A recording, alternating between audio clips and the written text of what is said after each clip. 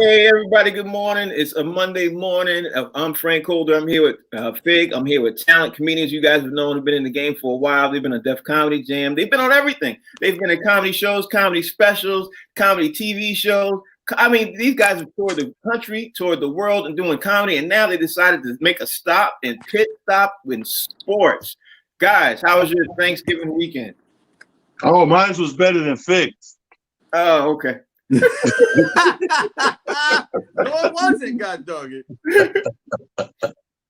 It's good to hear that. Though. I appreciate you guys having that. Fig, how was your Thanksgiving weekend?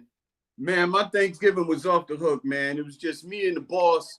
You know what I mean? We got plenty of leftovers. I like it when there's a lot of leftovers. You know what I mean? I can eat Thanksgiving all week long, and I ain't got to worry about nobody taking a plate home. You know what the best part is? You go home and get that mac and cheese. You go in the refrigerator, and you know there'll still be some left, or some collard greens. You know, some stuff will just still be left there. That's one thing about this Thanksgiving has been unlike others. But anyway, let's jump into the show.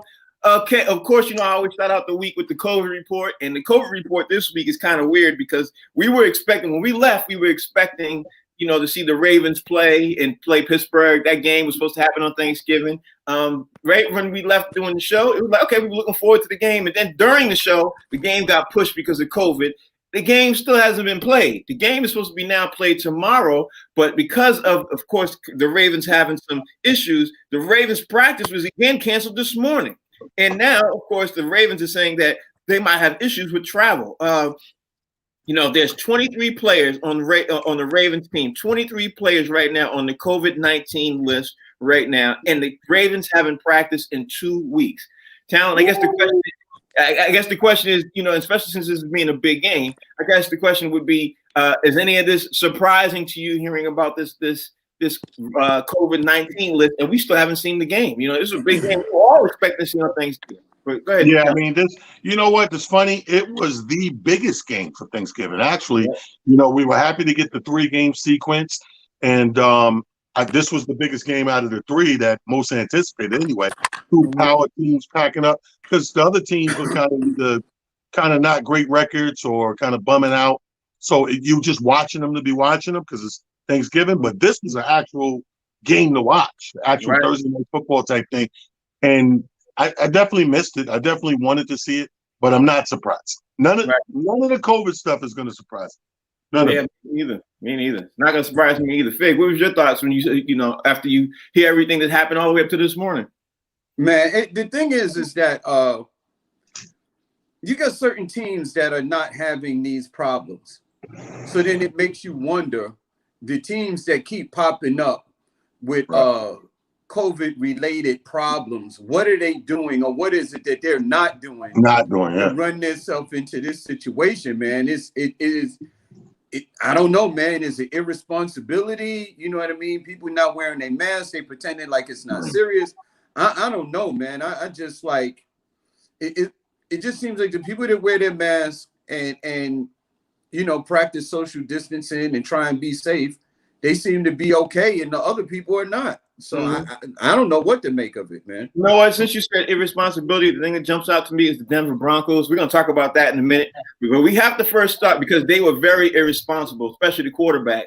But we're going to have to talk about the biggest thing that happened over the weekend since we last got on the air was the Mike Tyson, and of course the Roy Jones fight. But everybody was talking about the fight before that fight, which was of course the Jake Paul fight and Nate Robinson. Now I'm laughing because Talent told me something before we got on the air. Now, all things being said, right? I will say this: you have to give mad respect to Nate Robinson, who a year ago, before he got in the boxing ring, has not even been a professional boxer. He hadn't even gotten to the ring and everything else. You have to give mad respect for this brother for even wanting to do that, because I would have thought correct me if I'm wrong, I would have thought if a person would have wanted to go from basketball to a contact sport, the contact sport would have been football, not automatically all the way to super contact sport where you actually getting punched in the face. But that was just my thoughts. You know, when you heard that Nate Robinson, first of all, 2-part question, you heard that Nate Robinson was jumping into boxing, you know, were you surprised? And 2, were you surprised when he got knocked out like really quickly? You know what I mean? Literally. Well, I expected him though. You know what I mean? Listen, I was not surprised because every dude who think they have a decent knuckle game think that it ain't no different than anything else. People like a funny guy at a bar, he may think he can do comedy. He may think he's funny, but you're just funny at the bar.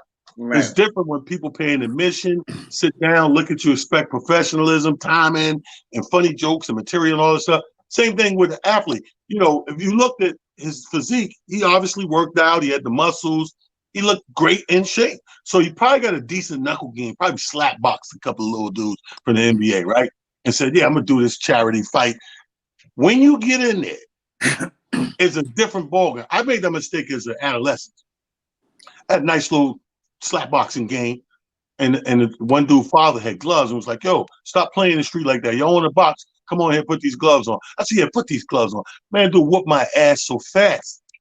So fast. But we on the concrete, so I didn't get to do the full Nate Robinson layout. You know what I'm saying? But I will say this. The only way that could have been better, I told Frank off air, I said, Frank, all that crossed my mind when he hit the deck the third time is, don't we all just win? If it was Kanye doing the fight and got hit 3 times in the head, and when they woke him up with smelling thoughts, he's back to the old Kanye. No, but that's not what I laughed at. What I laughed at was the sleeper commercial you were talking about with the mattress commercial. Because they've been killing him right after that. And I told Fig, because Fig was like, man, I felt bad for him the way social media. That's where we live at right now. Yeah. Like, so when you get on that main stage and them cameras are there, they are killed. If they put innocent, regular people on blast, you know they putting athletes and celebrities on blast. Yeah. So he got his ass whooped. He hit that deck. It was, to me, it was his own fault. I thought he was over anxious. And he was kind of running into most of that. Right. Well, Fig, I'll ask you the same question. I'll say the question to you is, you know, a year ago when Nate Robinson jumped in from the NBA, ex-NBA player, he jumped into boxing. Were you surprised? And were you also surprised he got knocked out that fast? You know what I mean? He's a crazy athlete. You know, mad respect to him. He's an athlete, though. What was your thoughts? You know, Nate Robinson, he won the slam dunk contest a couple times. Mm-hmm. I thought maybe you should try and jump over the guy. That should have been his defense. Whenever the guy swing at him, jump over him and end up behind him, and then maybe you can hit him that way. You know what I mean? Boxing and basketball is a totally different skill. Listen, man, everybody thinks that their sport has the best athletes. Boxing, football, you know, swimming. Everybody thinks that their sport, you know, puts you in the best condition. Boxing is a skill. They call it the sweet science. People don't understand how difficult that is, man. Just because you in shape don't mean that you can box. Mm-hmm. You know what I mean? And dude hit you with a combination, which clearly he got hit with, man. It's just like, you know, man, first off, I was completely surprised because I didn't know that Nate Robinson was going to fight. You know what I mean? And then I found out they paid, the purse was $600,000. I'm like, shoot, for $600,000, I done got in there for 2 rounds. You know what I mean? I'm like, $600,000? That's you know what kind of payday $600,000 is? There was no promoters, and that's straight cash. I'm like, I done took that. If you get it, it's nice. If you lay down on that Craftmatic the way he did, if he put you on that Craftmatic and you don't get it, ain't working. Yeah, what happened was they turned the bottom into the ring of a Klein sleep. His new name is Nate Night Robinson.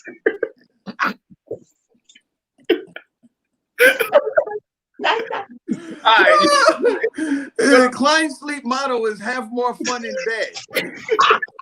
But the good news, Frank, the good news out of this is he didn't get the $600,000, but he got a $50,000 contract with Raymore and Flanagan.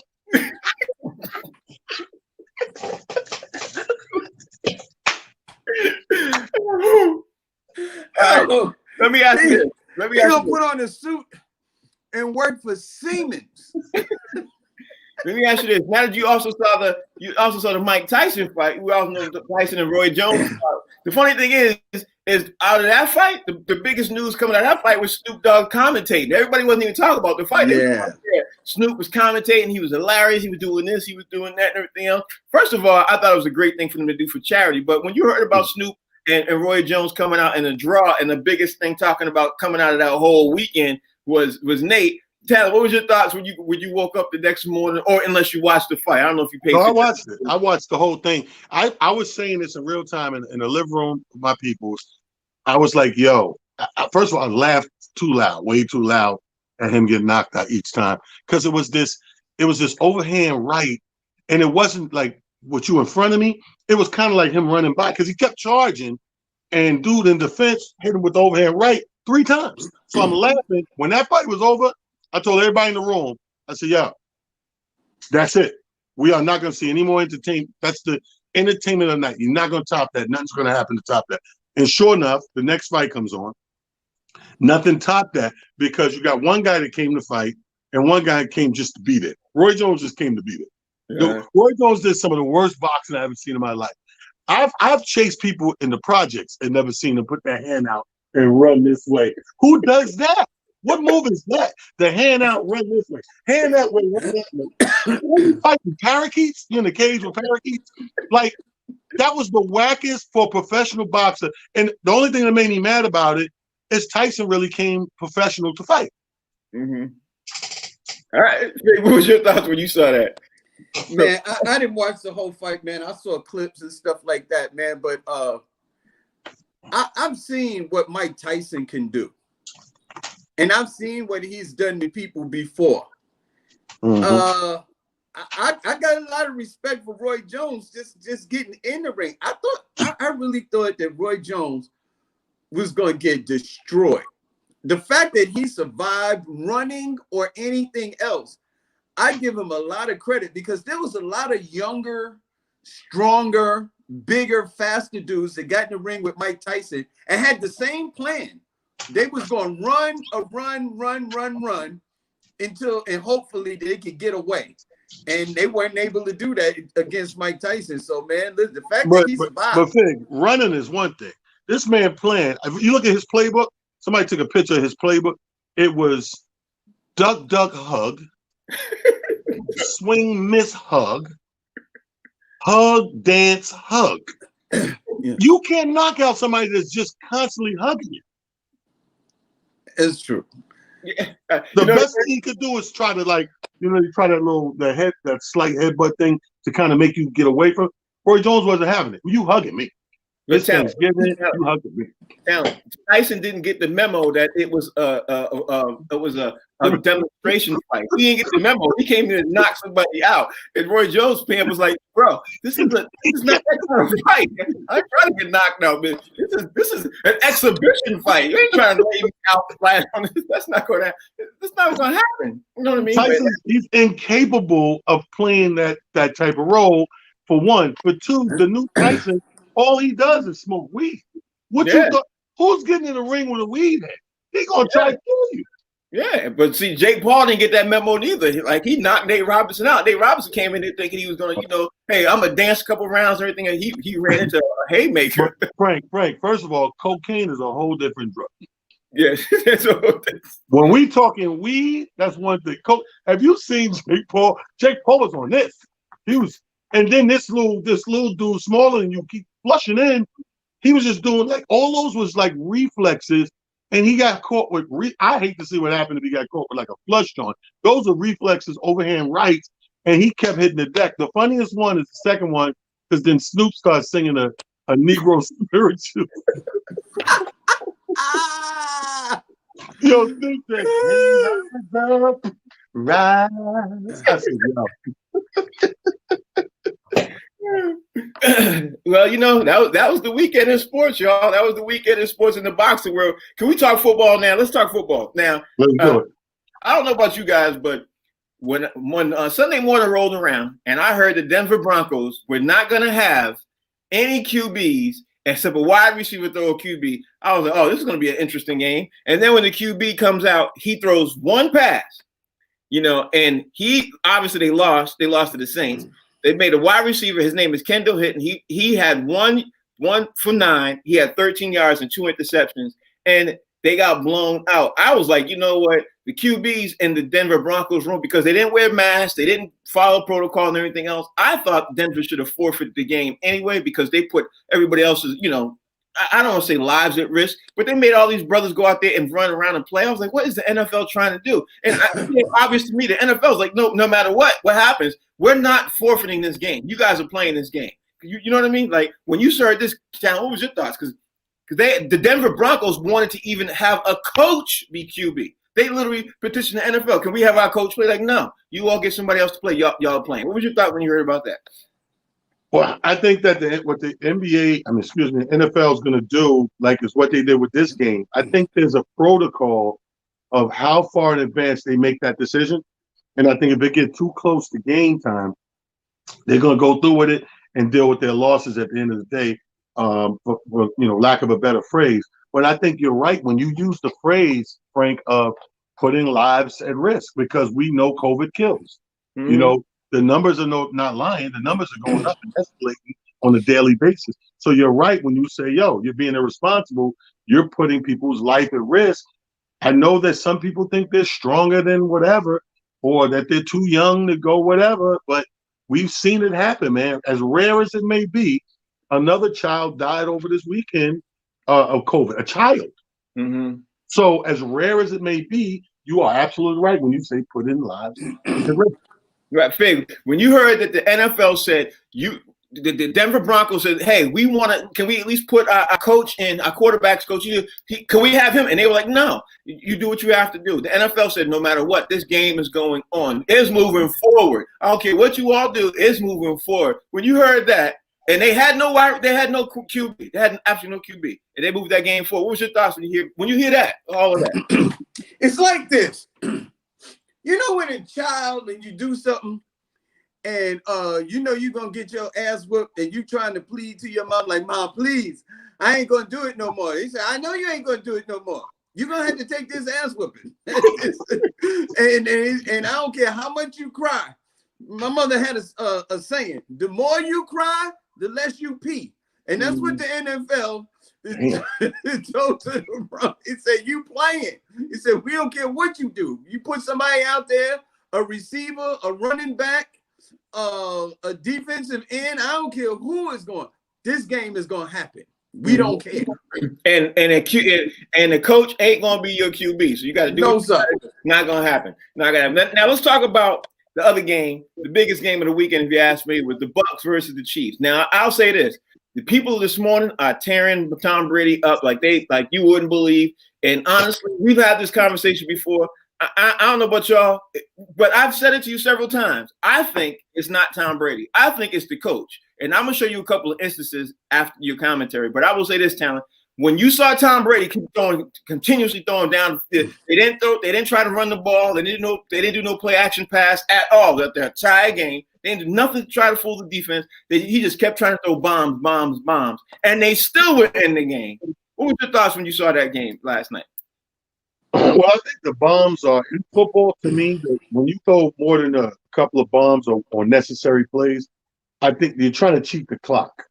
You're trying to get quick scores, or because they went down, so they were playing from behind, trying to catch up and get back in that game at some point. So what you do is you're racing the clock now. So when you see bomb after bomb after bomb, you're trying to cheat it and say you don't trust your overall team nor do you want to burn up, let's say 7, 8, 9 minutes in a drive to get one score. You rather try to throw bombs and get these scores within a minute or two so that you save that final quarter or those final minutes that give yourself a chance to win. After watching it though, because this is back-to-back games, you might have a point. You might have a point that this is the coach. You know what I mean? Because it's the coach's job to, like I said, this is back-to-back games. It's the coach's job to go, "Hey, man, these bombs ain't working for us, or our timing ain't on, or let's get some ground game. Let's get some short passes. Let's Joe Montana this bitch." You know what I mean? If you don't see that stuff, it could be the coach. I think it's the coach. But Fig, again, the same question out to you. When you see the game plan that the Tampa Bay Buccaneers rolled out last night, they got in a hole real quick because of their coaching plan. They got in the hole real fast. Their defense wasn't prepared, and of course, we all saw that they were throwing the ball continuously down the field, and they got a couple of interceptions. And then, when the defense knows what you're going to do, it's really hard for you to do it against them because they know what you're going to do. But what was your thought process if you saw the game last night? Well, first off, everybody got a plan until they get punched in the face. Yep. And when you're playing the Kansas City Chiefs with Patrick Mahomes, Tyreek Hill, and a host of other players, man, I don't care what your plan is. When you see that boy run past you, Tyreek Hill run past you, because he's the fastest dude. He's probably the fastest dude in NFL, and Patrick Mahomes can hit him on the dime. Yeah, man, you got to play catch up. And I think that's what it is that they were trying to do. I think that that Tampa was trying to catch up to them boys, and it's just difficult. You cannot be a man doing what he's best at. And that's what Patrick Mahomes and the Kansas City Chiefs are good at. The quick scores, the deep pass. That's not what Tom Brady is good at. And for the coach to keep putting him in that position to do what he's not good at, it's just dumb. It's the same thing they did to Jameis Winston, man. I was like, maybe some of those interceptions, like Tom Brady probably got more interceptions this year than he probably had his whole career. At some point you got to change. When are you going to change and realize that this is not working for this quarterback?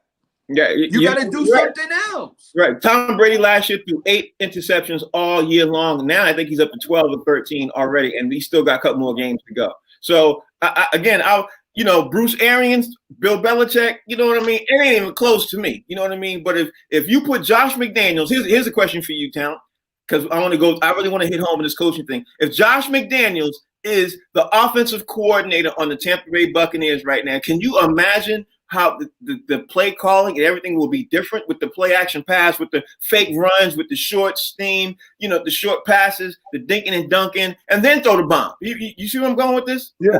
That was my thought process. I was like, they have all the talent in the world, which goes. But that's my point. But that's why I say you have a point with the coaching thing, because when something's not working, I don't care if it's your idea or not. When something is clearly not working, and again, Frank, this is back-to-back weeks we're watching this. Mm-hmm. We're talking 8 quarters at this point now. When you see something not working at quarter number 6 or 7, you have weapons and other alternatives to turn to, but you're not turning to them. You're not giving certain people the ball or calling plays for them when you need diversion. You need diversion.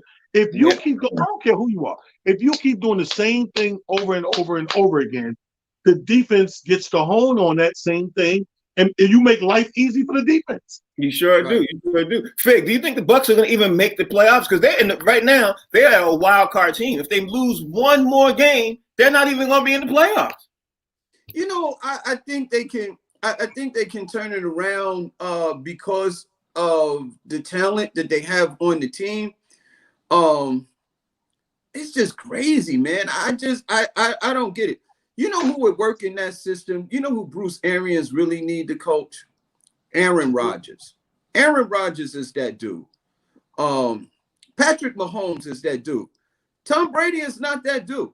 You know what I mean? He's just not that dude. You need to what Arians need to do is to take advantage of those 2 tight ends that he has that play exceptional, man, and then occasionally take the roof off with a deep pass. But to keep putting Tom Brady and asking arguably the greatest quarterback that we have that played in the NFL to do something that he is not good at is just stupid and bad coaching. It's just dumb.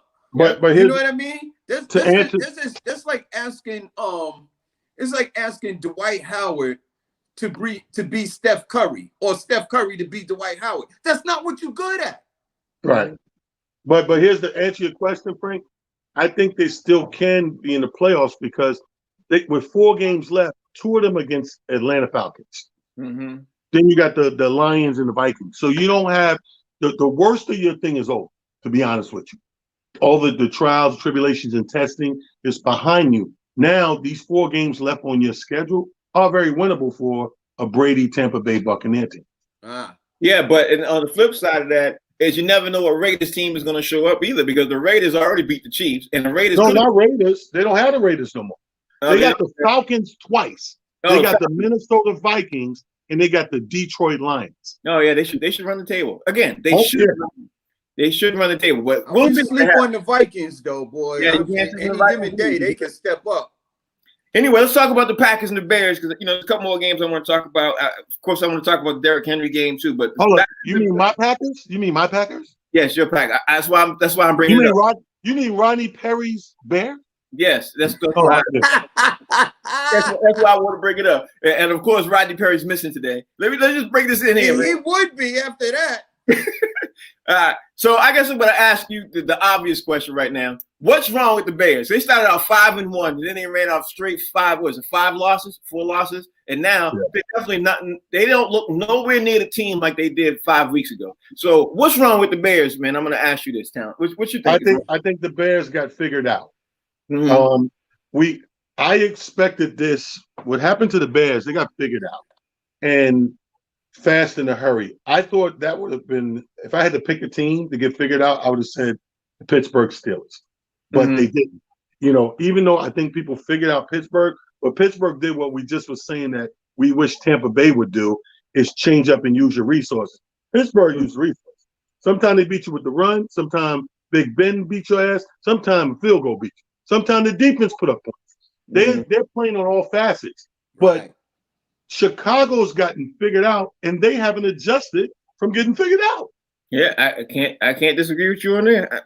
So I guess then that brings my next question, and I'm gonna bring that question to you, Fig. I'm gonna say, since they figured out them, are the Packers the real deal? It's because a couple weeks ago the Packers looked like they were going the opposite direction, and now Fig, it looked like they're going in the right direction. So are the Packers the real deal? Yeah, I think the Packers are the real deal in a regular season. The only problem is that when you give a team, a couple of weeks to plan for you in the playoffs, and Aaron Rodgers really doesn't have any weapons. He don't have any receivers. Mm-hmm. So that's going to be problematic when you meet a good coach. You meet a good team and a good coach, they're going to take away what you love to do. They're going to take away your first option. Well, since they only have one real option, if you take that away, then you make them a lame duck team. And I figured out what was wrong with the Bears.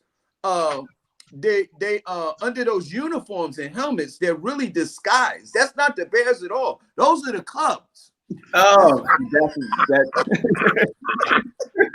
that's what I knew it was something. That's very funny. It was very good. I knew it was something. Let me ask you about Derrick Henry, because Derrick Henry right now, I know he's your top dog, but Talent, I'm gonna ask you this: Derrick Henry really could make a good case to be MVP of the season. Like he really could. It seems like every year people want to give the MVP to a QB, but that brother really is making a case to be an MVP for the season. So do you agree with this, especially the way he's been running over teams lately? And yesterday, he ran over the Colts. He was unstoppable. He's making that team look like they literally can represent the AFC in the Super Bowl. Your thoughts, Talent? All he got to do, Frank, to be in that argument is close out. The thing about the MVP, it's a little unfair to anybody other than a QB on the essence of closing out. So let's say we got a dope quarterback like a Mahomes playing really, really good, and then their last 2-3 games ain't that great. They will still have a chance to MVP. But a running has to close out. Mm-hmm. You're only as good as their last game. If he closes out this season, no question he's not in that conversation. Mm-hmm. Very easy. Yeah, I can't even disagree with that figure. I know he made your top dog list again this week, even though you ain't come out with it yet. I know he got to be a strong candidate, but I'll say same thing to you. Do you think he's an MVP candidate right now? And especially the numbers he's breaking, he literally is, like I said, he literally is getting ready to make that team, the Tennessee Titans, probably represent the AFC if they can get by Kansas City in the Super Bowl. What's your thoughts? To tell you the truth, man, Derrick Henry is the reason why we're going to remember the Titans. Yeah, that's true. You understand what I'm saying? This dude, he's a monster. He's big. He's fast. And this week, I noticed something that I didn't really notice before. I thought he was just running over people. This dude got moves. He's elusive. Mm-hmm. He can run, like he can shake you. Like there was one play where he took off, he was running fast, he ran somebody over, and then when he got to the end zone, somebody cut him off and he sort of shook him and ran into the end zone. I was like, oh man, I was like, what do you do with a dude who can stiff arm you and throw you out of bounds, run you over, outrun you, and then when you get in front of him, he can shake you too? I'm like, there's nothing you can do with that. He's playing a video game, basically. He's like video game Henry. He's old Henry. Mm-hmm. I cannot disagree with that at all. It's like the brother is a literally like a bus going downhill. He reminds me of the Pittsburgh Steelers. Remember the bus? He reminds me of that dude running down. We couldn't stop it except he's taller, and he's more unstoppable. Like he's slimmer. He's more like he's faster. Yeah, this dude, man, dude. Yeah. When they name a candy bar after you, you are that dude. Oh, Henry, I'm just saying. I'm like, this is the dude.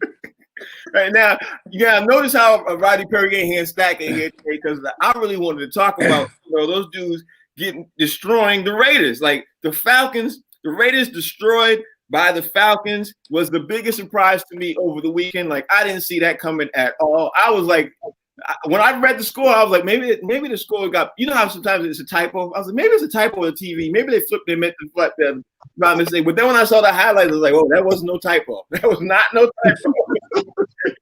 That was no typo. I know I need glasses, but like, wow. Tyler, when you saw that score and you saw the Raiders like that, we all took an L on that one, I think, I would assume. Yeah, hell yeah. That messed my betting tickets up this week. So Frank, you thought they had messed the score up in your market? Yes. Yes. I thought that's just the Eastern region. It just comes back. Let me tell you something. When I seen the score like a quarter or two in, I'm like, okay, Raiders are playing around. They're gonna readjust and come out. No, that was it, dude. Yeah. That was the upset of the weekend. Yes, sir. Because everybody had the Raiders, man. Everybody. Yeah. And not by a little bit. Yeah. Fig, I think the Raiders even had the Raiders, and they were looking past the Falcons. They're like, we ain't gonna worry about these dudes. They were probably taking off. This is an easy week for us. They got that foot broke off and they're behind. What was your thoughts when you saw that score? Or unless you saw the game in your market? No, I did see it, and let me tell you this, man. To his credit, Rodney Perry picked Atlanta. Really? He really did. Rodney Perry was the only one that picked them to win, and they won by a landslide. And let me just tell you this. I would not want to be the Raiders this week. John Gruden is an old school football coach. Yeah. He going to dig into that ass like an enema. You understand what I'm trying to tell you? He's going all the way in there. Yeah, man, I would not want to be there, man. To lose to Atlanta like that, oh man. I really saw the Raiders as a contender. It's like I always thought, like this year, I was like, that is a team that you do not want to see this year. And the way they played yesterday, I'm like, man, like, who in the hell are these dudes? Right. It's like they showed up as somebody else too, man. I don't know who was under them helmets. But it wasn't the Raiders that we seen week before last. Let's talk about the Ravens game against Pittsburgh. We know the game was supposed to already be played. Anybody having any thought, brother? Because you know what? I'll be honest with you. I think I had the Steelers to win the game, but I don't even think the game's going to be close now with all the Raven players coming out with coach. And there's more and more as the news keeps flashing. I see something different. And they're adding more and more players to it. The Ravens haven't practiced. They haven't met. The only meetings they've had have been Zoom meetings. They look like they're about to get fined from not even being, of course, COVID protocol. Everything else, their season is spiraling in the complete wrong way. Is the problem the coach? Is it COVID? What's the problem going on with the Baltimore Ravens, talent? What is it? Dude, I wish I could put my finger on it, man. When stuff like this happens in a team sport, man, you gotta believe that some sort of disruption or interruption in that group. In this case, you can't say locker room because they've been having Zoom meetings, but usually in a regular scenario, it's in the locker room. There's some sort of cancer, some sort of thing breaking things up that's stopping that team from having any type of cohesiveness. Today's word, cohesiveness. Cohesiveness. Okay. Cohesiveness. I think there's something going on behind the scenes that hasn't been out yet. I think we're going to find out, because the more you lose, the more you uncover snitches. Snitches come out and be like, man, yeah, because he ain't do whatever. Watch, it's coming. Give 1 more week. It's coming. Yeah, you know lie.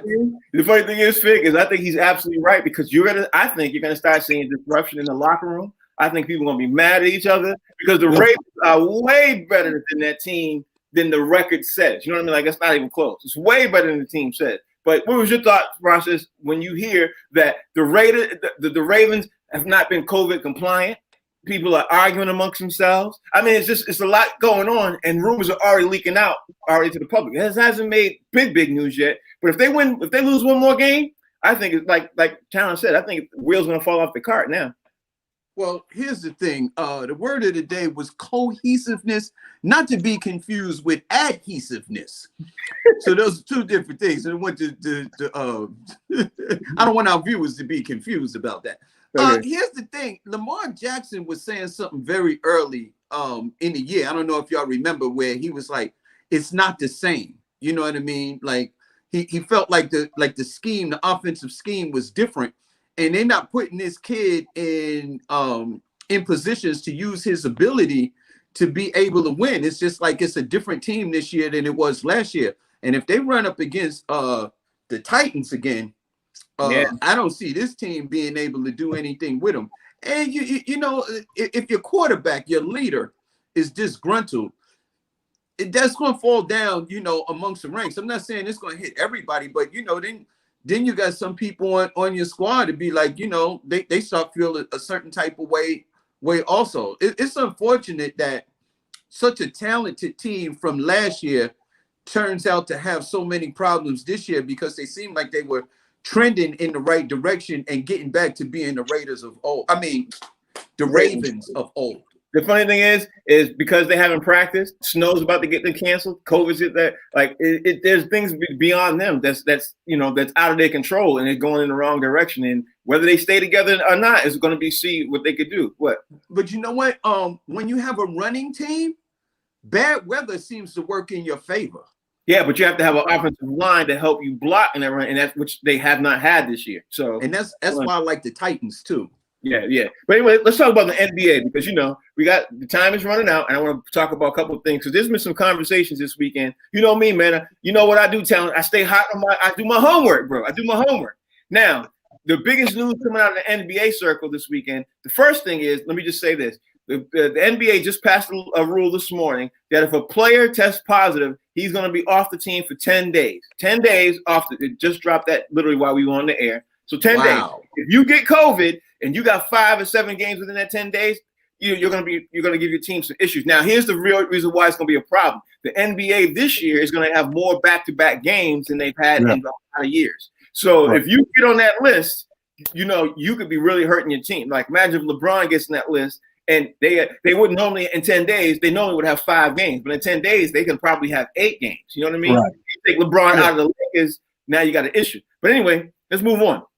The Clippers right now, they were hot over the weekend. They're trying to deal Lou Williams. And right now, they have some interested parties with the Pelicans or Milwaukee Bucks. So, Talent, if Lou Williams is traded and he gets dealt, I don't know who the players are, I don't know what the deal's going to be yet, but would you rather like to see Lou Williams on the Pelicans or Milwaukee Bucks? And tell us why. Oh, absolutely. I would love to see him on the Bucks. Because assuming, the Greek Freak stays there and, the pieces that they finalize, I think that's a team that his talents can immediately affect. We've seen how far this team goes, and we've seen exactly where they hit their brick wall each time.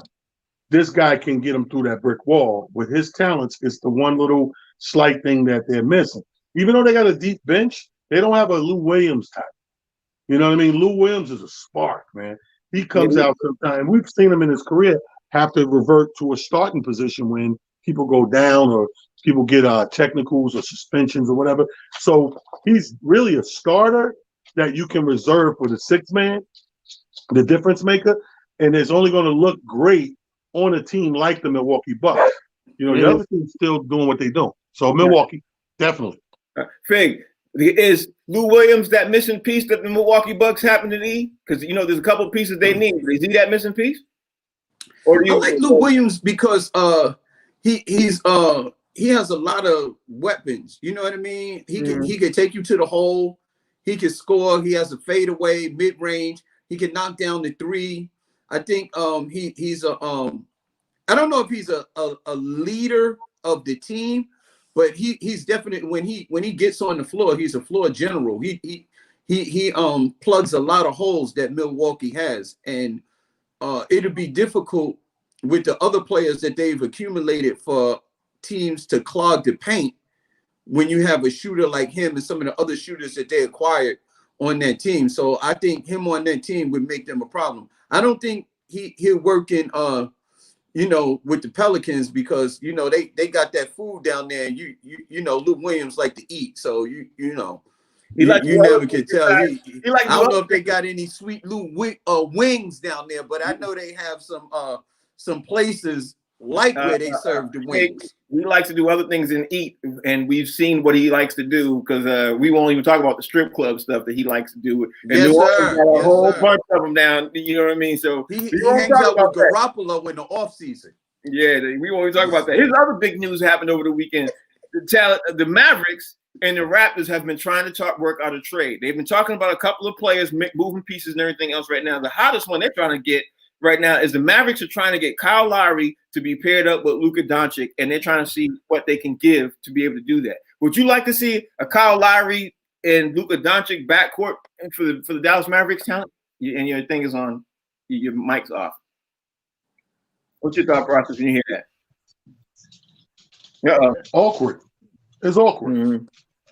Kyle Lowry and Luka Doncic and the Dallas Mavericks. Yeah. It doesn't seem like it fits. It doesn't seem like it fits to me. But it sounds very awkward. We've seen stranger things. We've seen Patrick Ewing in a nasty Sonics uniform. Oh my God, was that the worst? But my point is, that's how awkward that's how awkward this feels to me. This feels like that's why I'm sitting there. I'm trying to visualize it. Yo, that's crazy because he's one of those players I can see on almost 80% of the teams in the league. Dallas ain't one of them. Mm-hmm. I don't know. Why? I don't see it. Like his style of play and Dallas' style of play are not the same. He's a certain type of point guard, right? And Dallas is a move the ball, big and small shooter like Ville Tech. They remind me. They're like a blue Hoosiers. That's why I always make fun of them when you talk about the trades and they keep trying to get big white dudes who can shoot. I'm like, yo, they're the Hoosiers. All they need to do is trade a coach for Gene Hackman. The day wouldn't be the day if Chandler didn't have an analogy. It wouldn't be a show. Tell me that when you think of Dallas, you always think of that. Like even when they had little Barrera, he was a little dude, but he fit the little moniker. Like it just don't sound like it fits. His type of style of play and the way that they play, they're a shooting team. He's a in and out point guard. And just seeing him in that uniform, I'm telling you, it brings me flashbacks of when Ewan demanded to get out of there because they disrespected him. And the first time I seen him in that green jersey, I threw up. I got nauseous. I don't like it, Frank. Despicable. Faye, what's your thoughts? Despicable. No, man, I don't like Lowry. Here's the thing. Doncic is he handles the ball. He's ball dominant, and I think that team works really well when Doncic handles the ball. I mean, they've been doing well with him, on the ball, handling it. He has a lot of moves. He can get to the basket. He passes and stuff like that. I like that. Lowry is I don't know. It's like Taylor said, it just he don't seem to fit that he don't seem to fit that team. He's not really like he can shoot, but he there's times where he goes really cold. You know what I mean? And for that, you might as well keep what you have. I don't see what he adds to the team unless you're gonna bring him off the bench, which I don't know at this point in his career. You want a Kyle Lowry on your team so he comes off the bench and runs the second squad. That's the only way I can see it work. With give Doncic a blow. You know what I mean? Because he's ball dominant and so is Doncic. I don't see where it would work. Yeah, because it's only one basketball. It's only one basketball. Over the weekend, also Jimmy Butler supposedly was rumored to go to Pat Riley and trying to get management to push for a trade to get Derrick Rose to come down there to Miami with him. Now, I think Derrick Rose landing in Miami would be a great move for the Miami Heat. I'm not sure if it'll work out overall because it depends on who they have to give up to get him. But I kind of like that pairing again because they both played together in Chicago. They got along really well. They moved the ball. They just when they were both playing for Chicago was winning games that they were supposed to lose. So can you imagine Derrick Rose down in Miami with Jimmy Butler talent? What's your thought process if that even happens? What you think? I love it. I think it looks great. I think, to be honest with you, I think he looks good damn near anywhere he go. Any contender that you add Derrick Rose to is a great add. So we already know Miami was a contender. There was one series out of it, and you add that piece to it. Now that's a fit. Now Derrick Rose is one of those very few players that fits every jersey in the league. You got to really go looking for a jersey that's going to be like Derrick Rose. Like he's what? So he fits most jerseys. Right. Yeah. So in his style of play and where he is right now in his career, I love where he is because he's more solid. Right now, his tenure right now than he's been. He was like this explosive guy that was 1 or 2 dimensional. Now he's like more methodic, a thinker, a vet in the game, if you will. So to add him next to Jimmy Butler and those guys, two of these up. You said 2 of these. I like that. 2 of these up. Faye, what'd you think? I like Derrick Rose. First off, let me just preface my statement by saying I really, really, really like Derrick Rose. He's a good player. He's a slasher, a scorer. The thing that I'm a little concerned about Derrick Rose is his durability. I don't know if he's going to continue to be healthy, and that would be my main problem with him. And last but not least, I know a lot of people might disagree with me, but I don't see Derrick Rose as a player that could stretch the floor for you and make room in the paint. I think he needs those guys around him to be able to stretch the floor to give him room to operate in the paint because, he was a Knick. I loved him on the Knicks. The only weakness I saw in his game is that he just didn't seem to be proficient at knocking down the three. And I think that's what I think Miami could use. Well, they got them shooters, but I still think that, that's where Jimmy Butler operates in the paint. He's not a good 3-point shooter either. And I think if they're on the floor at the same time, I think they, sort of cancel each other out because they both need to get to the hole to be effective. Right. Well, let me just say this. This next statement I'm about to say even matches better to what Talent just said about person not really fitting. So here's a statement. Utah has inquired about Russell Westbrook because as we know, Russell Westbrook is on the market. Utah has inquired. I don't see Russell Westbrook working in Utah with the way they're moving the ball around, especially with Donovan. It's not Donovan. I forgot the guy's name. He was the Afro light-skinned kid. Especially the way they move the ball, the way that the way they play. I don't see Russell Westbrook necessarily fitting in that offense. But Utah is trying to figure out ways to see if what they have to give up to get him. It doesn't work for me. But what's your thought process? I think the same thing. The same thing. I think total opposite of what I just said about Derrick Rose. You know how I said I could see him on all teams? Yeah. I can't see Westbrook helping most teams. His style of play, unfortunately, goes against the grain of many programs. That like Fig said, that ball hog thing, that joint kind of played out.